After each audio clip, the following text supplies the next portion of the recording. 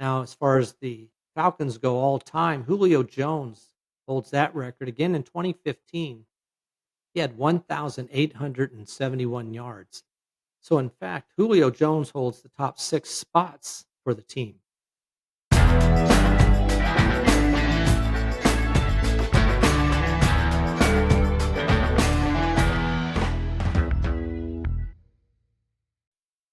Welcome to Just the Stats NFL, the show that covers the NFL statistical leaders from the all time greats to the current players leading the NFL.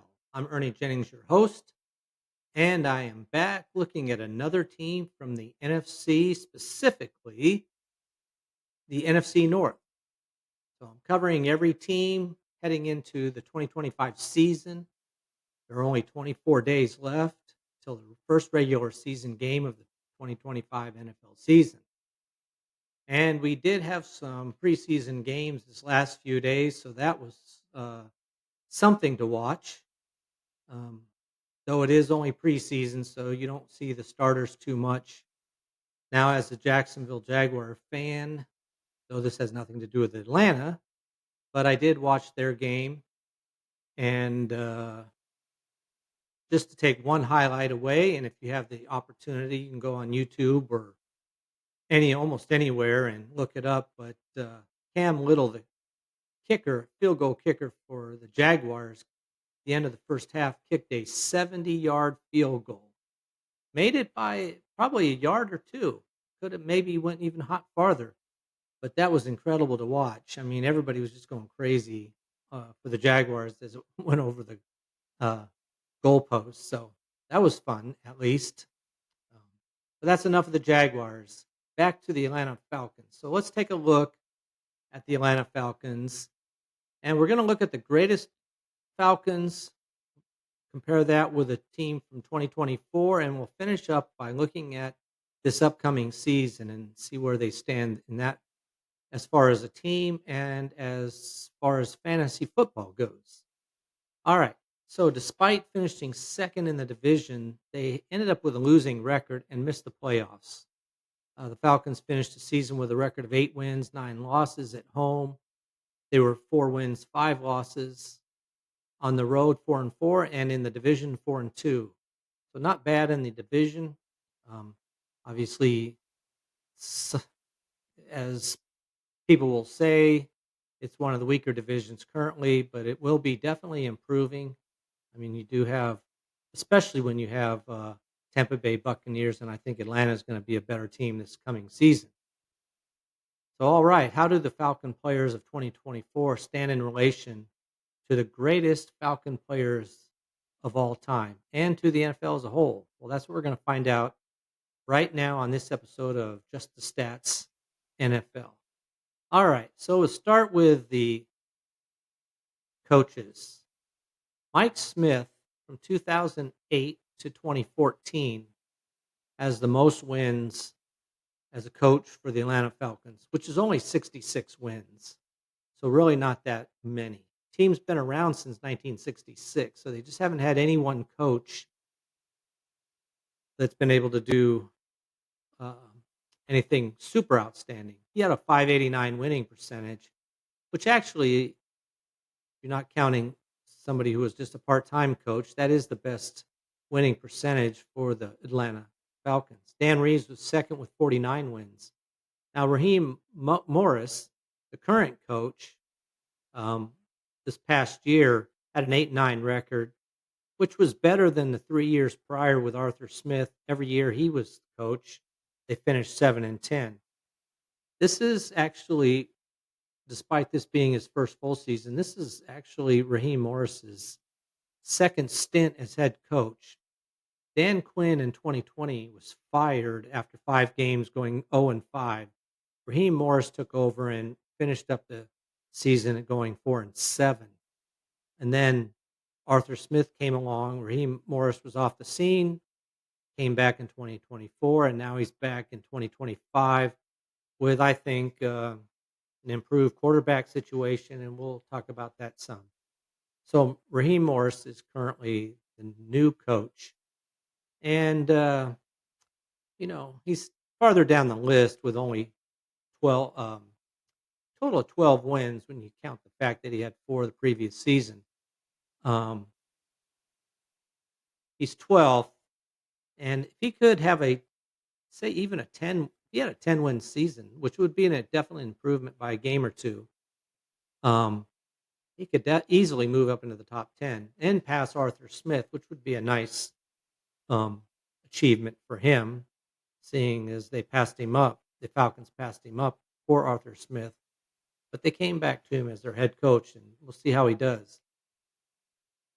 Hard to tell after one season, but they look pretty good, especially on offense. All right, let's look at some career records. Start with the quarterbacks. Matt Ryan is by far the number one quarterback for the Atlanta Falcons with 59,735 yards in his career.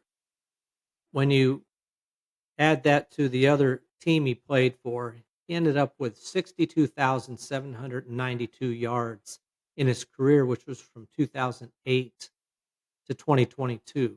So you can see that all but 3,000 of the yards came with the Atlanta Falcons. And there's nobody even close. Steve Bartkowski from 1975 to 85 had 23,470. So this is a record that's going to stand for quite a long time. Um, Not going anywhere as far as that total goes. So Michael Penix is the new quarterback, and so he's got a long way to haul. But hopefully, if he's a great quarterback, as a quarterback does, team will keep him, and we'll see how he plays it out. So that's as far as yards go. When it comes to touchdowns, this is all going to be Matt Ryan. 367 touchdowns to Bartkowski with 154. And then interceptions.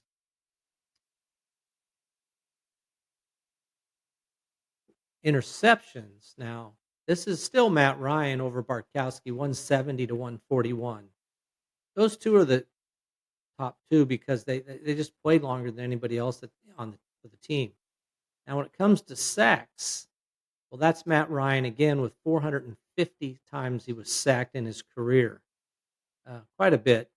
Not quite enough to make the top 8, fortunately for him, but still a lot. Steve Bartkowski ended up with 345.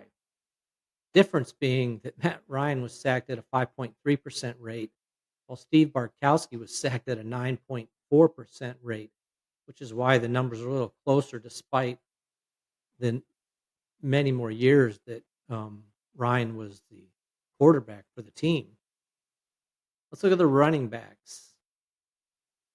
Now here, again, this is very interesting. You have no real dominant. You have 4 players within 700 yards of each other in the top 4. Gerald Riggs from 1982 to 1988 ended up with 6,631 yards.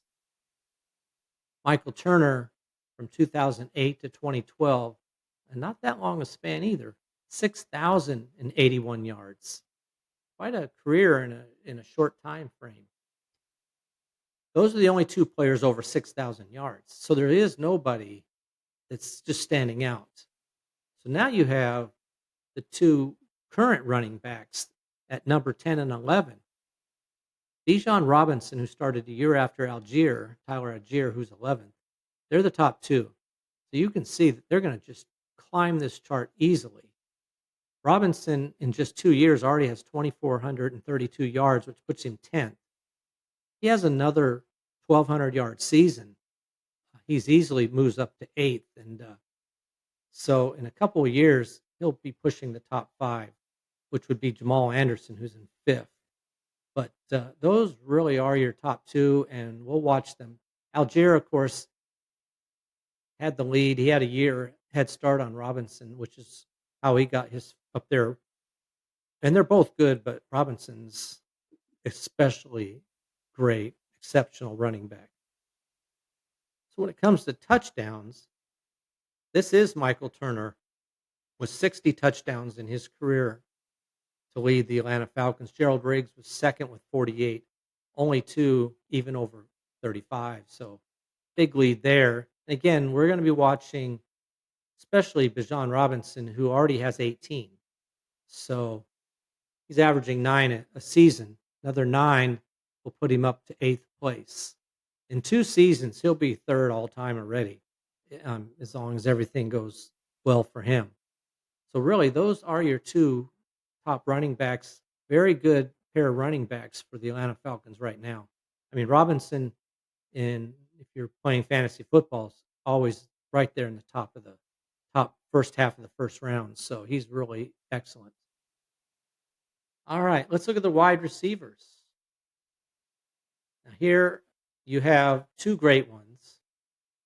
One especially great, who's gonna be a Hall of Famer as soon as he's eligible, and that is Julio Jones from 2011 to 2020 at 12,896 yards receiving for the Atlanta Falcons to lead the team. He had passed Roddy White, who played with him for over a period of time, for about a 4-year span. Roddy White had 10,863 yards. So those definitely the top 2 uh, wide receivers in yards. And we're looking at total yards then. Um, start with the yards here. Let me find it real quick. With 12,896 yards, Julio Jones is near the top, but not quite in the very top. But he is one of the best wide receivers there's ever been. Now, when it's coming to receptions, just receptions, as far as wide receivers go, well, that's Julio Jones again with 848 to Roddy White with 808. So those are your top 2 as far as receptions and yards go. Now, when we're looking at uh, tight ends, well, it's Tony Gonzalez, of course, from 2009 to 2013. He had 603 receptions. I'm sorry, 409 receptions on 603 targets. 409 receptions for 4,187 yards. Quite a career.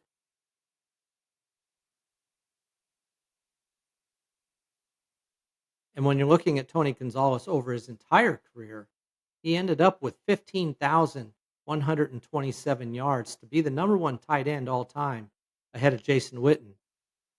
And in receptions also, he has 1,325. Jason Witten is second with 1,228. So those 2 are incredible. Tony Gonzalez is 3rd all time in receptions. Pretty incredible.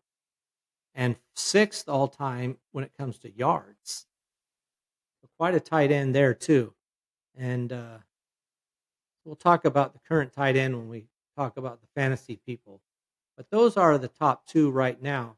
So obviously, when we're talking about receptions, we'll stick to that before we look at the touchdown category. Drake London already has 241 receptions for the team. That puts him at 17. I expect him to have 100 receptions this year. If he does, that's going to push him all the way up to 7th all time. If he has an exceptionally good total, he could move up into 6th, say about 115 receptions. That'd be incredible. Well, actually, about 119. So that would be quite a season. But he's definitely somebody that qualifies to reach that level. As far as tight ends go, Kyle Pitts is the leading tight end currently with 196 receptions over his career. We'll see what happens with him after this season, but he's the leader there. Same in yards already. Drake London is 17th again in yards as well with 3,042. So he has 1,000-yard season plus. Again, he could easily move all the way to 6th place. So he's somebody that we'll be watching as far as those records go. Now, when it comes to touchdowns, again, this is an area where there is no huge lead. As great as Julio Jones was, he just didn't get the touchdowns that some other wide receivers did. But he ended up with 60, but that's only second on the team to Roddy White, who had 63. So those are your top 2 again, but, really no one who's just jumped out there. As tight end, even Tony Gonzalez only had 35 with the team, which tied him with Algie Crumpler, who also had 35. Crumpler played from 2001 to 2007. So those are your top 2 tight ends. Um, Player that's currently still playing, Calvin Ridley, was 10th on the team with 28. Of course, he's not playing for this team anymore, but he was up there. But I do expect to see Drake London, who has 15 currently. So he gets another 8 this year or so, 6 to 8. He could move probably no higher than 12th at the best, I would say. And it'll take him a couple years to move up this list. But if he continues to be the guy, we'll be watching him as he could be the wide receiver that breaks every record that the team has, even that of Julio Jones. We'll see. So those are your tight ends, your wide receivers. All right. Now let's look at and I should want say one more thing about Tony Gonzalez. He had 35 touchdowns for the Atlanta Falcons. And then he also played prior to the Atlanta Falcons. He played for many years with the Kansas City Chiefs. But Tony Gonzalez ended up with 111 touchdown receptions, which puts him at 8th all time. He'll probably get passed this year by Mike Evans for sure, who has 105. He only needs 6 to pass him. And maybe even Devontae Adams, who has 103. So he would need 8, 9 to pass him 8 to time. So those would be 2 current players that could pass Tony Gonzalez and bump him down this list a little bit. All right. Next up, we'll look at the defense.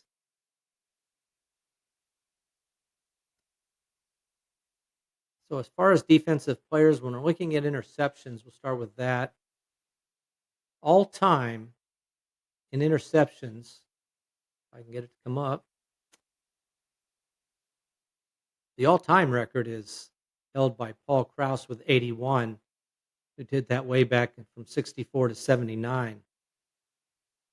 And then currently,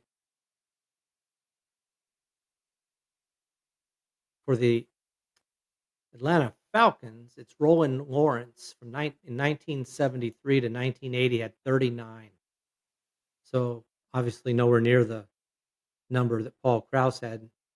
39 is the highest total. Ray Brown had 31, so quite a big difference. He played from 1971 to 77. So those two did overlap for a while. So that might have been a pretty good defensive team for them in those years.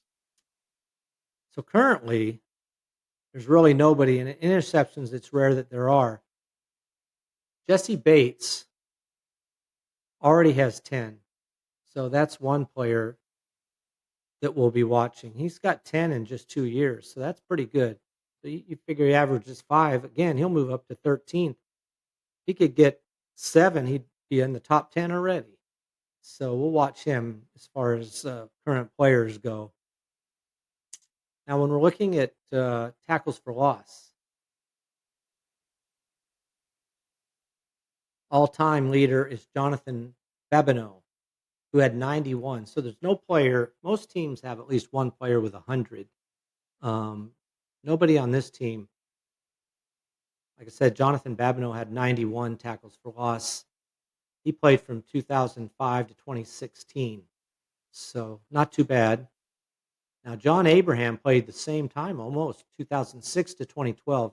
Not quite as many years on the back end, but started a year after he did. But he had 79 tackles for loss for the team. So there's a couple good players. Grady Jarrett, who was on the team last year, had moved all the way up to 3rd for the team. He had been on the team since 2015, and he ended up with 77 over that period of time. So that was the current leader. There's nobody after that who's playing right now. Lorenzo Carter is the highest player right now, but again, he's not on the team either. So it's a whole new team, it looks like, as far as that goes. We got David Onyemata, Now he's on the team. He's only been on the team for 2 years, so we'll see how he does. David, yeah, yeah, say that one more time. Say that fast. Um, David Onyemata. If I'm saying that right. Let's see what he had for that. He's got 14. So again, not very impressive on a yearly basis. You need even more than 14 in a season to be halfway good in that. So that's a weak area right now for the Atlanta Falcons. Let's look at the sack totals. Claude Humphrey, by far, and again, nobody over 100 sacks, but he had 99 and a half from 1968 to 1978. John Abraham was second with only 68 and a half. Huge difference. Only 3 players that have over 60. This is a stat that usually you'll see players more current on this list, and there really isn't anybody. It's uh, it's amazing, and there's been quite a turnover for the Falcons as far as their defense goes. So I'm not even seeing any of the players that are listed, even going up into last year, that are even on the team anymore. So this is going to be a category, in fact, every defensive category where you're not going to see anybody um, on this list moving up too far up the list for anytime soon. So we'll just have to wait and see how that goes. All right, let's move to quarterbacks on a season level and see who's been the top guy there. Well, that's of course Matt Ryan. This is one of the most outstanding things. I've seen some, even when you look at Tom Brady, I'm not even sure he has quite the same this here as Matt Ryan. Matt Ryan, probably somebody like him, but Matt Ryan holds 11 of the top 12 spots as far as most yards in a single season. Um, Twice he threw for over 4,900 yards. Pretty impressive. Never quite made the 5,000 club. That's happened 15 times, and he never quite made it. Pretty close. But in 2016, he had 4,944 yards. That was the most he ever had. So pretty impressive. Let me bring over here. Let's see here. Bring this up here. All right. So obviously, the team last year is not going to have anybody that far up the list because um, Kirk Cousins he played part of the season, and then Michael Penix finished up the season. So uh, Kirk Cousins ended up finishing 17th with 3,508 yards for the season. When it comes to touchdowns, Matt Ryan again at 38 touchdowns is the top. Only 5 times has a quarterback thrown for over 30 or more touchdowns. 3 times by Matt Ryan, twice twice by Steve Bartkowski. And then again, this is a category where Matt Ryan holds 9 of the top 11 spots. So, um, but only 38 is the highest total, which is not incredibly high. It's not bad, of course. It's pretty good. But for somebody who's throwing for that many yards, it's a little bit down there as far as that goes. Now, Kirk Cousins threw 18 touchdowns last season. Um, Unfortunately, he also threw 16 interceptions, so that kind of hurt his numbers. You don't want to have basically a one for one trade off there. Now, when looking at interceptions, I'm not really comparing these quarterbacks to the quarterbacks of 2024 for the rest of the NFL because with a season like that, there's one player that's going to be that far up the list. I mean, for example, Kirk Cousins finished 18th in yardage. Um, so, I mean, obviously, he'd have been higher if he played the entire season. We'll see what Penix does this year. Now, interceptions, Bobby Hebert, 1996, threw 25 interceptions in a single season. That's the record for the team. Um, and this is where Matt Ryan's really pretty impressive.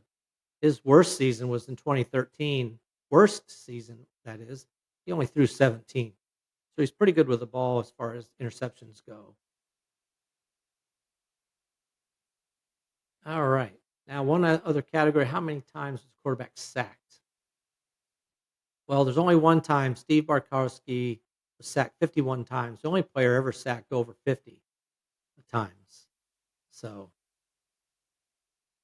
that Steve Barkowski holds that dubious record as well as the interception record. Um, no, actually, I'm sorry. He was second with the interceptions. Bobby Hebert was first with that category. So in sacks, again, it was Barkowski.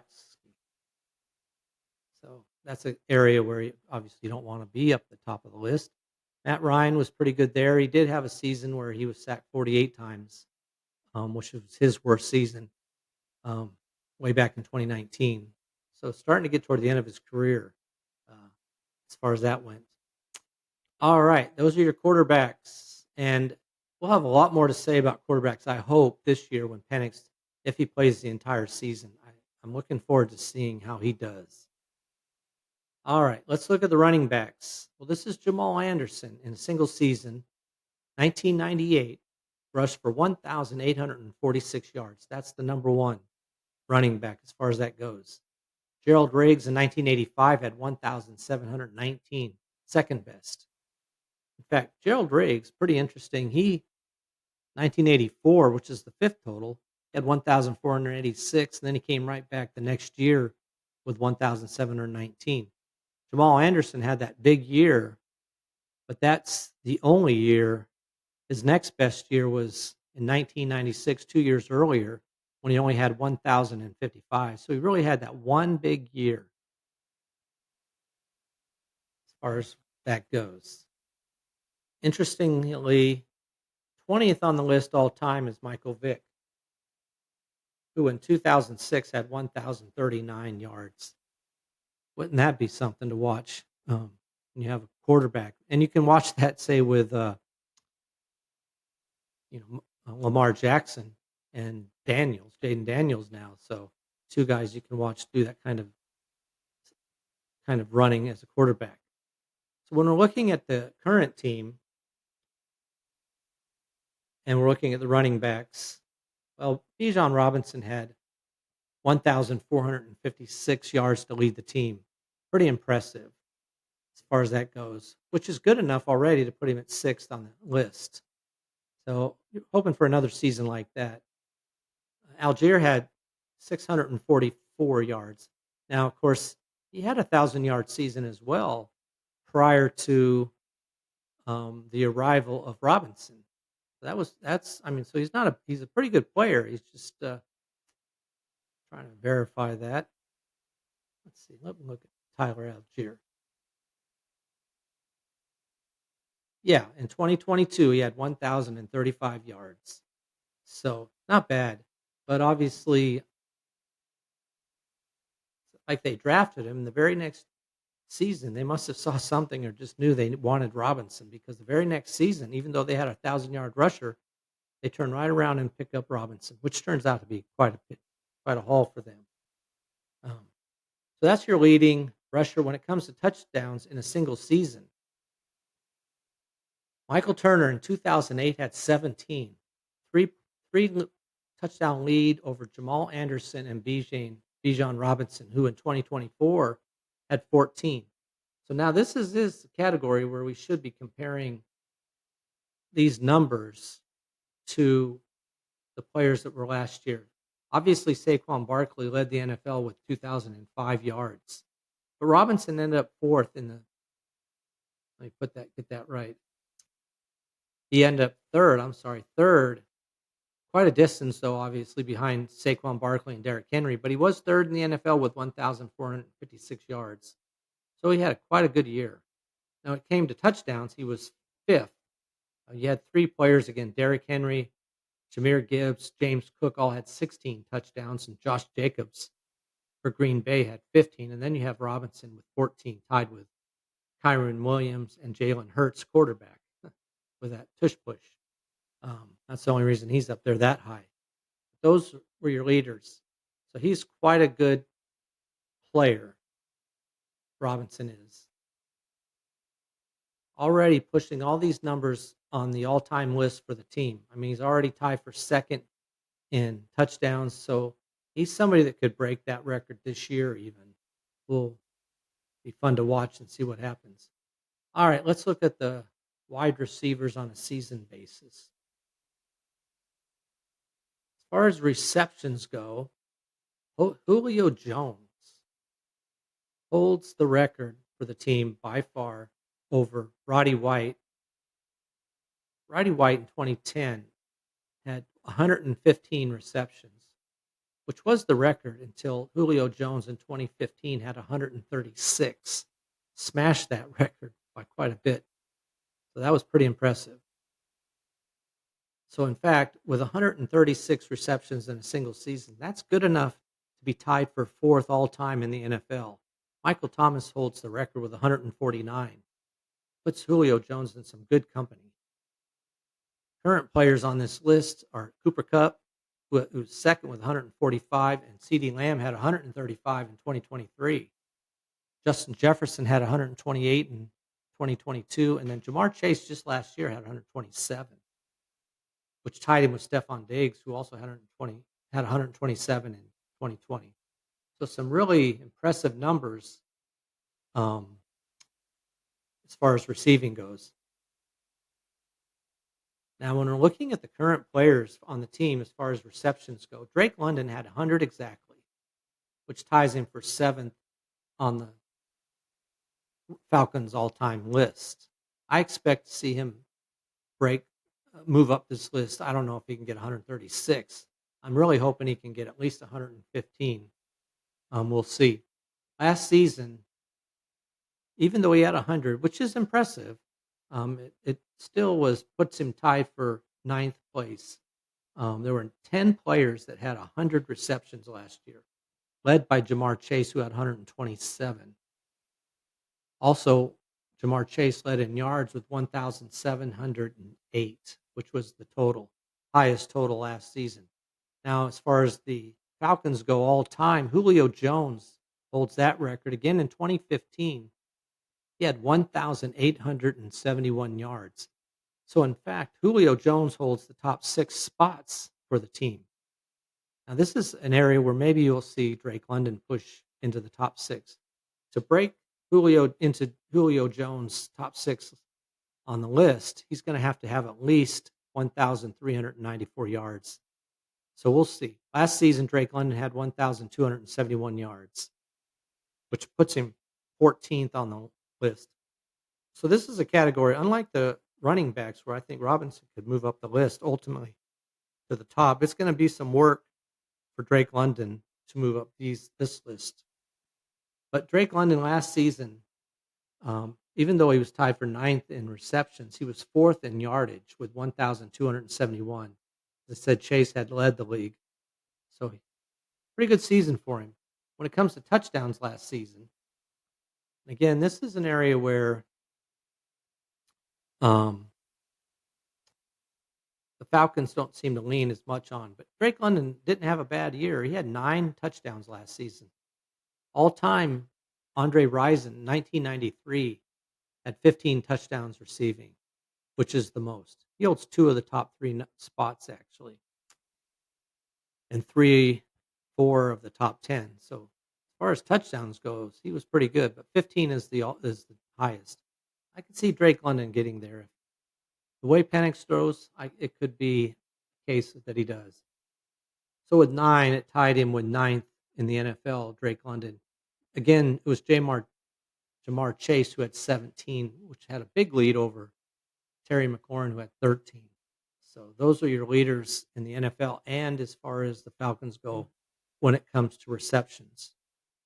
Tight ends, the most by a tight end was Junior Miller in 1980. He had 9.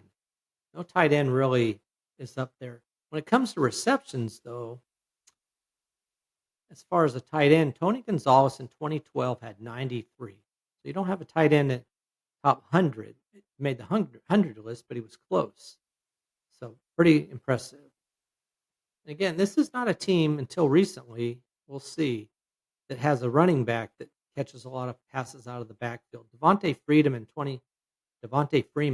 in 2015 had 73. That's the most by a running back, even though William Andrews, as a fullback, actually had 81, so top the team's list. Now, when we're looking at receivers this past season, like I said, Drake London had 100 to lead the team. Darnell Mooney had 64. Robinson had 61 receptions, so he could very possibly um, maybe break the record as far as a running back goes for the team this season. We'll watch and see. He's definitely somebody to watch when you're doing fantasy football. All right, let's finish this out with a look at the defense. When it comes to the defense, all time interception leaders, Scott Case. 1988 had 10 interceptions in a single season. That was the most they've ever had. Rolland Lawrence had 9 in 1975. He had held the record until Case came along and broke it. But this past season, Jesse Bates had 4. So really, that's not too bad. Um, you get a player who can have 4 interceptions on every season, you're thrilled. When you look at these numbers, sometimes as far as interceptions go, you'll see a guy get up there pretty high one season, and then that's usually it. You don't see season after season where they're racking up the interceptions. He led the team by 2 over anybody else. The team only had 12 interceptions as a team, so he had a third of those. This past season, as far as in NFL goes, if I can get Kirby Joseph for Detroit had 9, and Xavier McKinney had 8. With 4, Jesse Bates was tied for 10th in the NFL. So that's your leader currently on the team. When we're, like I said, 9, 10, and 9 are the all-time numbers. Tackles for loss. John Abraham had good career with the Falcons. In 2010, he had 18 tackles for loss, and 2 years earlier in 2008, he had 20 tackles for loss. That's the most that the player on the team has had. Now, this past season, the team had, take a look at that, the highest total, only 9 by Grady Jarrett. 9 tackles for loss is the best this past season. So really, no one's anywhere near the numbers of John Abraham. And in fact, with only 9, that's so far down the list as far as that goes. Let me see how far down this list it is.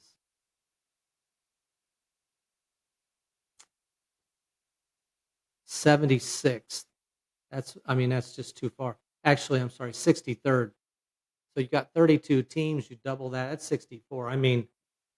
There's almost 2 players on every team that have better numbers than Grady Jarrett did. So it's an area of improvement for sure for the Falcons if they want to be contenders. One last category we'll look at, and that's sacks for the team. All right. All-time leader in sacks is John Abraham again with 16 and a half. That's definitely a number you'd think somebody could beat, not by the current level of players on the team. Last season, Arnold Abikidi, and I'm sorry if I'm butchering that, Abikatai, had 6, only 6. That's the highest total. Again, that's just so far down the list. You have so many players that had more than that, led by Troy Hendrickson, who had 17 and a half to lead the NFL in sacks. So those are your leaders. Obviously, on defense, it's an area where the team, even throughout history, has kind of lacked anybody who's just a standout defensive player. I think they're always relying on the arm of Matt Ryan, wide receiver Julio Jones, and then some pretty good running backs they've had over the years. All right, let's look at this team outlook. So the odds makers have the over under for wins at 7.5. And the reason for that is a little bit of a question whether Penix inexperience is going to show up um, and hurt the team.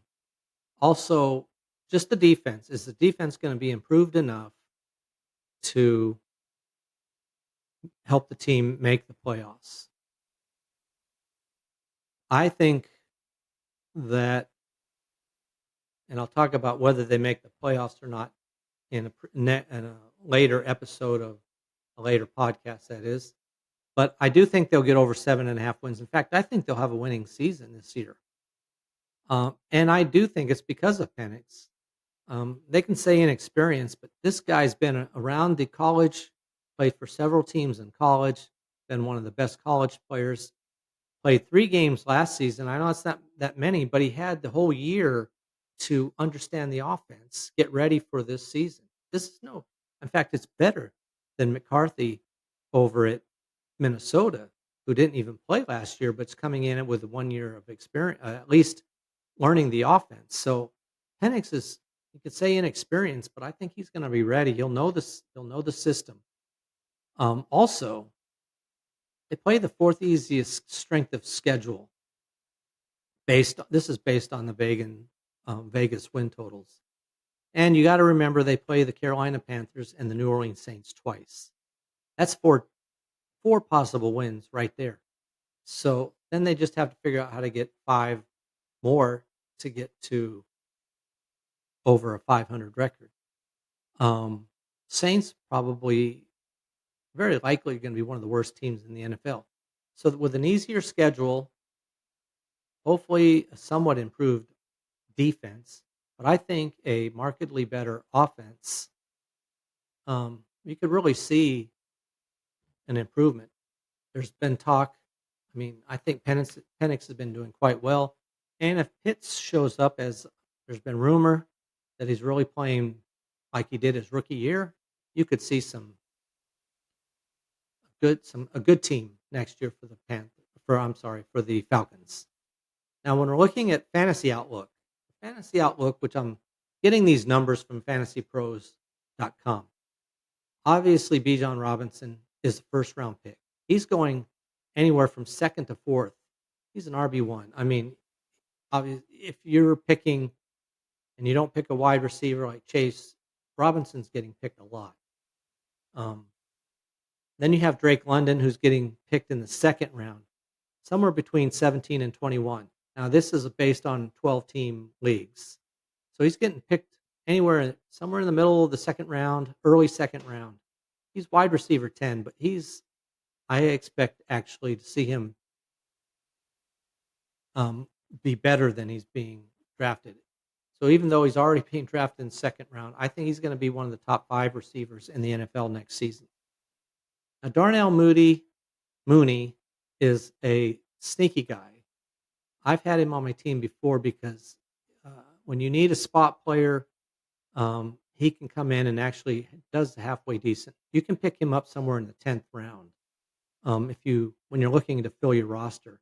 And in case something happens to Drake London, he's a good fill-in. Now, Kyle Pitts is the wild card. You can pick him up as late as the 11th round, pretty late in the game. But if you are somebody that does not pick a tight end until late in the draft, he's somebody you might think about picking up. And maybe you pick up somebody else, or you pick up Kyle Pitts and he doesn't live up to the hype that's going on this year. You just drop him and get somebody else. And then the last one I'll look at is Tyler Algier. He's being picked up in the 14th round or later. Sometimes he's not even being drafted, but he's somebody, if you have room on your bench, depending on the depth of your bench, and I do pick him up as just a bench player in case something happens to Robinson. Then I've got Algier. Whether I have Robinson on my team or not, I just pick him up in case something happens to Robinson because he's going to step right in and probably get close to 20 carries a game, which would be great. It's like an immediate, RB1 for you. So those are some of your players. Definitely grab Robinson if you can, and London, and the rest of them. It's up to you. And I didn't even mention Penix. Penix has been going pretty late in the draft. He's not much of a runner, not that he can't, and it's a lot of question marks about him. So you can really often pick him up even after the draft is over or very late if you're a player who doesn't draft a quarterback either. If you don't draft him that early, but you can probably pick him up almost anytime you want. Add him, maybe you pick up another quarterback to go with him, and you're just speculate on who might um, be better. Play him, based on the game you're playing. The each week and swap them out back and forth, whatever you need to do. All right, so that's a look at the team. I think it's going to be an improving team. It's going to be a fun team to watch for sure. Um, Good quarterback, great wide receivers, at least with London, and great running back. So you've got a pretty good team on offense. It's just the defense. All right, so next time when I look at another team, I'll look at the Carolina Panthers as we get closer to wrapping up every team and we get closer to the beginning of the season. Stick around as I close out this look at every team, and so you can hear about your greatest players on your favorite team. And if you want, you can check out my previous podcasts. Go to YouTube; they're all there. They're not all video, but of course, you can listen to the audio anywhere. Apple, Spotify, other places you get your podcasts from. Please like and subscribe to this podcast. I appreciate it as I continue to grow it, improve it. Every week I'm trying to work on improving the podcast overall. So I appreciate listening. And again, that is a wrap for this episode of Just the Stats NFL. So until next time, I am out.